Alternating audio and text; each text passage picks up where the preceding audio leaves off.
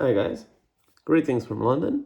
So today we're going to have the light infantry battalions that I told you about from my collection.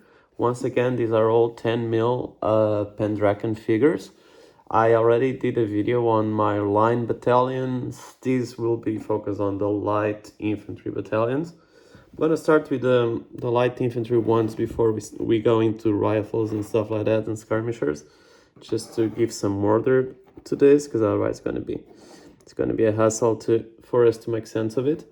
So as you can see, the minis themselves are not particularly different. Everyone who's painted British infantry has already faced that issue. Unlike the French, the uniforms are actually quite similar. The way I've made them easily distinguishable on the table is that my light infantry battalions don't carry flags. Of course, they also don't carry drums, but that is historically accurate.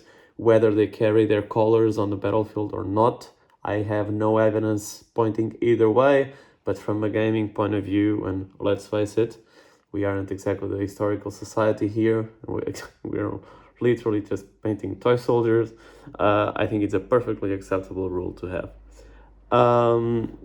Beginning with these guys here, so most minis are the same. You will notice that they have the white tufts, just getting out of focus here, but I think we're back online. Yeah, they have the white tufts on their shoulders, which were used to denote men from flying companies back in the day. And as you can see, their tufts are green on their shakos as well.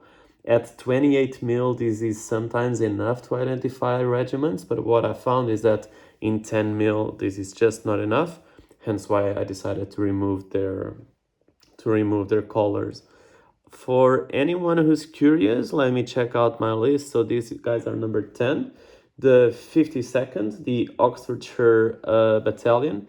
If I am not mistaken, these guys are actually the ancestors of the lads who went on to take Pegasus Bridge on D-Day -1. I may be committing a terrible historical crime. If that is the case, for sure someone is going to let me know in the comment section, but I think they are, if I'm not mistaken. Let's see who else we have here. So I have another one that I brought up. And these dudes, number 9 on my collection, which means they are the 43rd Monmouthshire. I hope I am not actually butchering, these names. As you can probably tell from my accent, even though I start all my videos with greetings from London, I was not born anywhere near here. For these guys, I actually went in with a different approach. I tried to change a bit the color of their trousers just to give them more of a campaign look, just so they don't always look like they are on parade.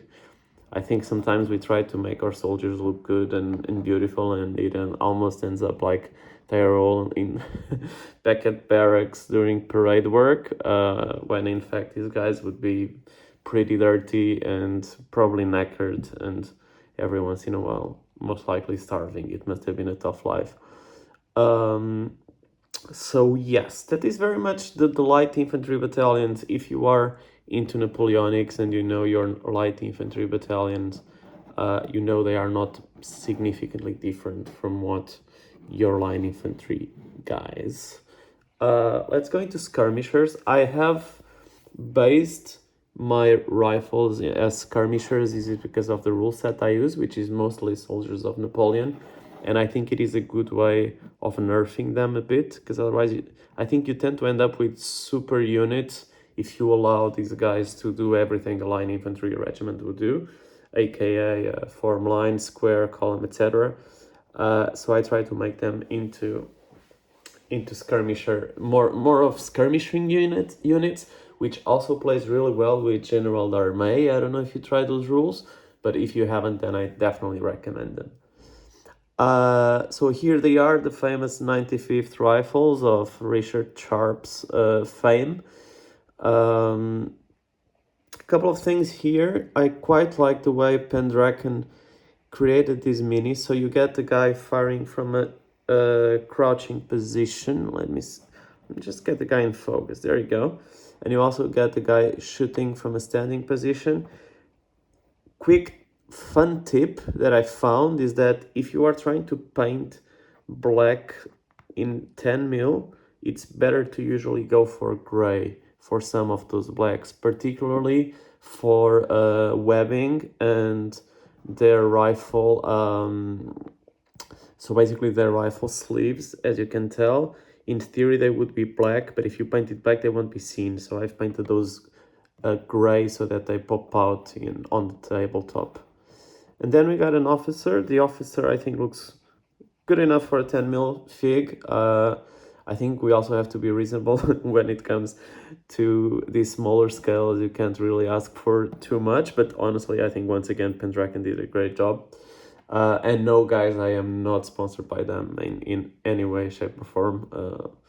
On the opposite, I guess by now they are they are sponsored by me. It's more like that. We have there you go. A bugler, we got an officer to identify command bases. I try to make my command bases as inconspicuous as possible because otherwise I think it looks too gamey. So this is how you can tell. And I've also distinguished it from the 2nd battalion by not including an officer in the 2nd battalion. So you will see that the 2nd battalion has a bugler, but I'm assuming that these guys would know what they had to do. Well, they were light infantry and elite light infantry after all, so I'm assuming they could think on their feet well enough. It probably didn't need their bosses to guide them around. Last ones that I'm also curious to show, because these guys don't often get the recognition they deserve, are the 6th rifles. There you go. There you go. Okay, we're having some focus issues going on, but I think we're there. There we go. Nailed it. Yeah, there you go. Couple of interesting bits. Their trousers would have been blue. And here again, speaking of smaller scales, anything dark automatically looks black. So the trick is to paint their blue trousers in something that you are sure is going to pop a bit more. Aim for the red facings, make them bright red, even if it looks too bright when painted after it dries. This is how you're able to tell them apart from the 95th on the tabletop, and I think it works fairly well. A couple of notes. I have tried to make sure that whenever we get them, sorry, my lights are going off. Yeah, back online.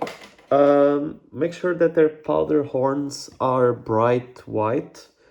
I tend to avoid bone white for this because I think at 28 mil, and I've painted naps in 28 mil as well, I've used bone white, but what would happen in 10 mil is that they wouldn't pop and you lose the impact. So definitely worth it. There you go. Couple of different shots so you can take a good look at them.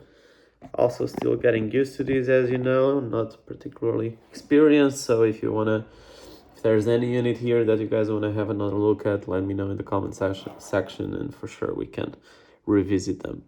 And then I painted also some skirmishing companies. So these guys in here, for example, they are from the 43rd Monmouthshire, but they are simply the light companies, so the detached light companies. This is very useful for rule sets such as Soldiers of Napoleon, GDA 2, where you can detach your skirmishers and form a skirmish line in front of your line battalions. And this way it gives you that freedom. So you can have these figures aside, you don't need them on the tabletop all the time, but whenever you decide to deploy skirmishers, you can just use these guys, and I think that's a great way of doing it. All right, let me know in the comment section what you think of this. Basing wise, this is very simple basing. No particular tricks in here. White glue on MDF bases, beach sand, dry brush white over brown, and some tufts. So not really not rocket science. Okay, and to wrap up, because this video is already at 10 minutes, God knows how, I've tried to do something a bit funnier, which was a mishmash of different units. So, because I know that historically what would happen was that different battalions would deploy their light companies in front of the brigades.